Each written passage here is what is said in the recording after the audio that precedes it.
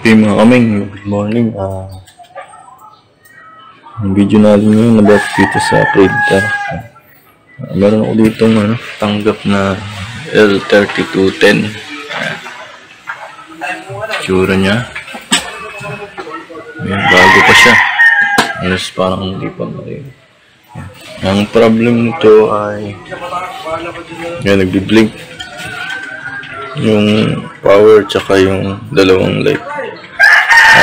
Pagka ganito mechanical error, sabihin nasa loob yung problema. Papakita ko sa inyo paano yan. Tingnan muna natin dito sa computer yung error para makita natin yung error. Okay mga kaming, pag tayong control panel, tapos click natin itong view device and printers. Makikita natin dito. L3210. Ang gawin natin, right click, printer properties. Tapos test print natin. Ito yung code niya, error code. Error code 43, 0043. Yan. Pakita ko sa inyo paano i-fix sa printer ng Epson. Itong printer na to ay sa munisipyo yata ito ng Tanay. Pakita ko sa inyo paano i-fix. Kung bago ka lang sa channel ko, please like, share, and subscribe. Hit mo na din yung notification bell para lagi kang na-update pag mga bago ang video. Okay, mga kami, simulan na natin. Okay mga kami, pagka ganun inipagpita ang controller, buksan natin siya. Meron siyang screw dito. Pwede lang tayo sa taas.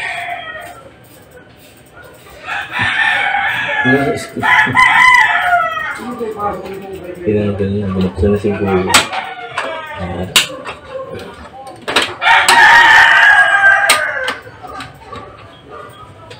Ayan, ito nalak ko dito.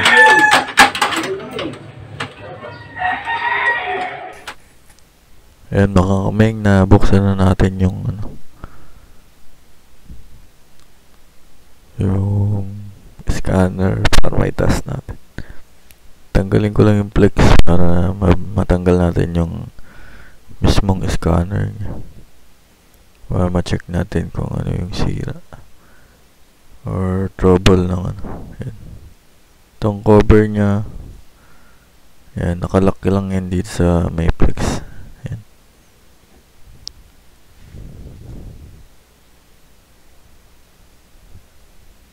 Yan, medyo mahirap tanggalin kasi bago. Nakadikit pa yung yung may cover na yung flex nya, hindi kagaya ng mga lumang Epson na ngayon ay medyo may cover na sila para hindi mahila. Ayan yung okay, dito na screw kasi dito yung screw nya tanggalin na, tapos tanggalin natin itong cover.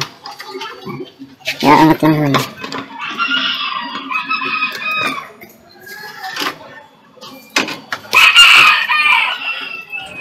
Yan, after matanggal yung lock dito,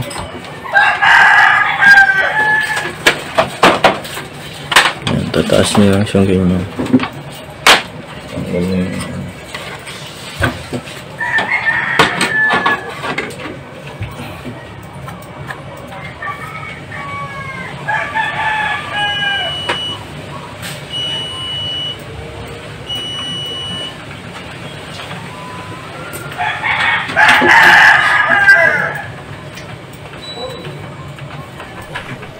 Okay mga kaming, napansin ko na agad yung yung disk niya ay mayroong dumi or grasa. Kaya nag-error yung print. Ito, hindi siya makapag-print. At yun, lilinisin natin. natin yung ibang pyesa.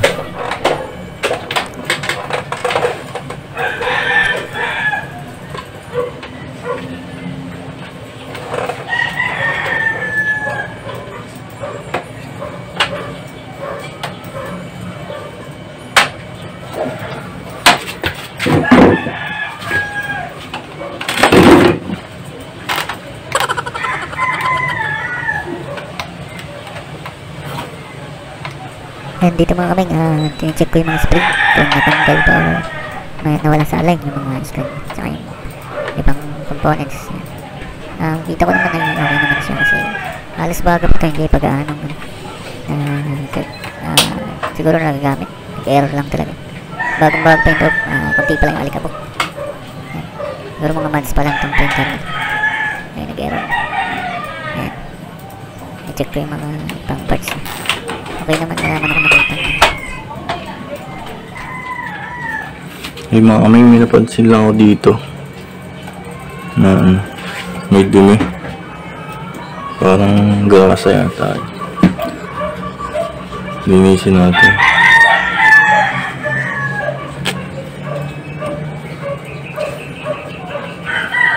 Wala kayong tissue, tapos lagyan yung alcohol.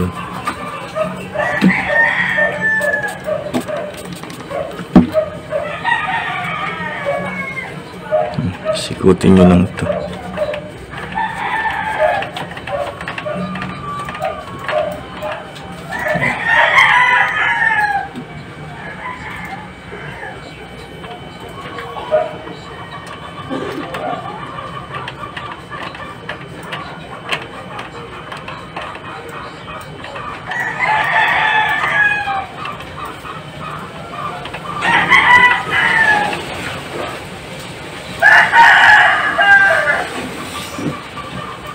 Alister na pala na ako.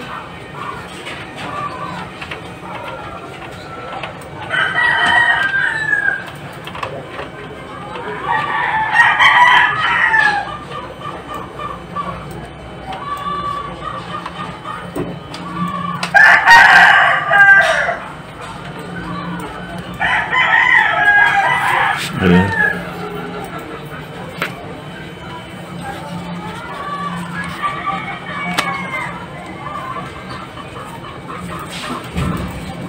Ayusin na din natin yung sensor.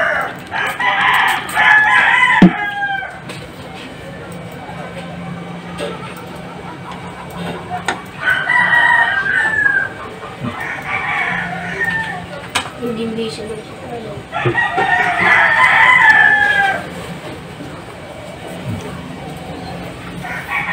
Yun lang kasi napansin ko sa kanya. Wala namang iba. Bago naman kasi siya, siguro ilang months pa lang ito. Ayan ako iba napansin. Siguro subukan natin. Ano naman natin kung okay ba yun. Okay, balik natin itong scanner.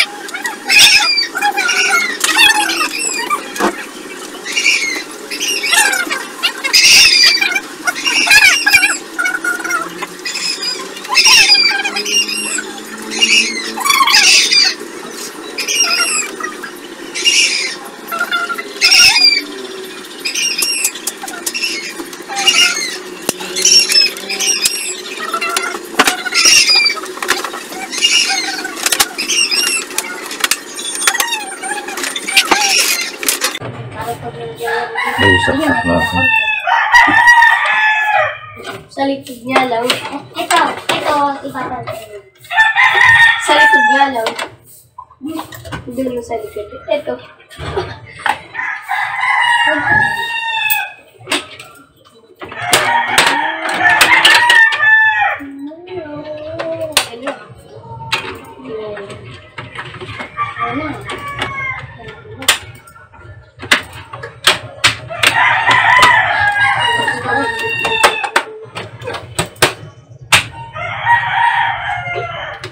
Dito ako na sa kaya mo din.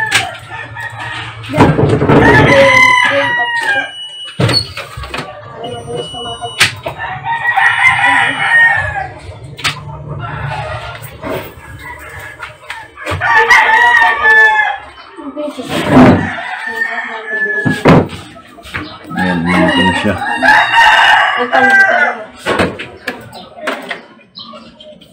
Pwede siyang pinunin mo.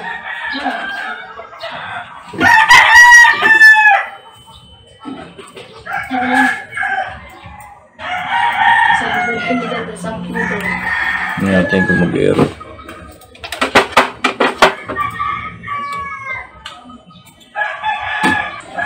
Tama kami, after ko yun, medyo umukay siya, nag-stop.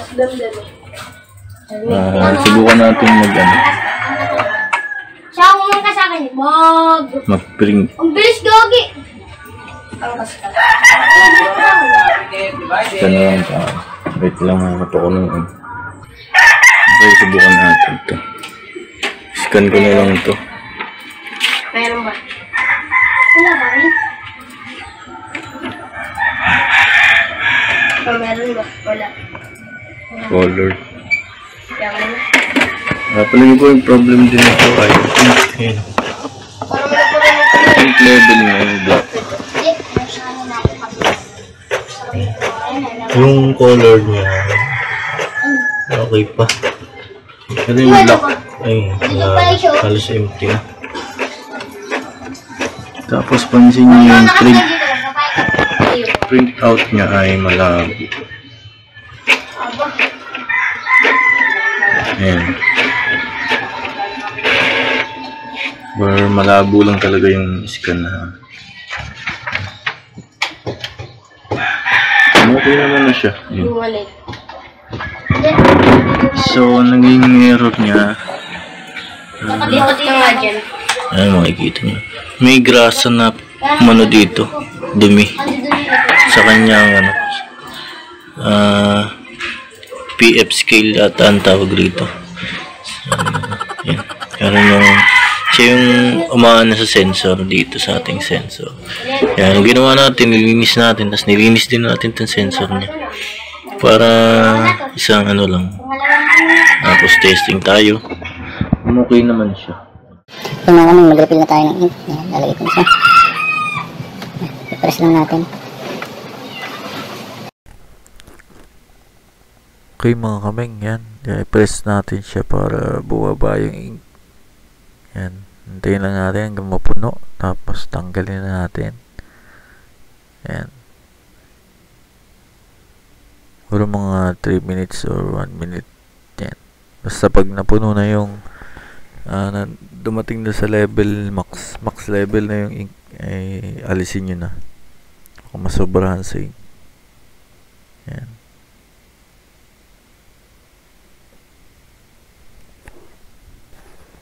Okay, testing tayo mga kaming. Yan, power on ko lang yan para matesting natin. Bago tayo mag-test ay muna natin siya, head cleaning, para yan, pindutin nyo lang yung button na yan, press nyo lang hold, then pag nag-blink tsaka nyo i-release. Yan, yung ganyan head cleaning 10 minutes yung tinatagal niyan, then iintay na lang natin. Yan. Okay, tapos na. Mga 3 beses nyo i-head cleaning, mga 30 minutes siguro yan. Skip ko na lang para di umaba. Okay, testingin na lang natin. Yan, off ko lang. Yan, mag nozzle check tayo, press nyo yung cancel button and pag nag-blink ay okay na yun. Tapos release. Yan, wait nyo na lang yung mag nozzle check kung okay na yung printout ng ating printer. Yan. Okay, yan yung printout kanina. Loose tuldok na lang yung black. Yan. Ito yung printout niya ngayon. Nozzle check natin. Yan. Okay na, makikita nyo na maganda na yung black. Yung color ng black. Yan. Thank you for watching and God bless.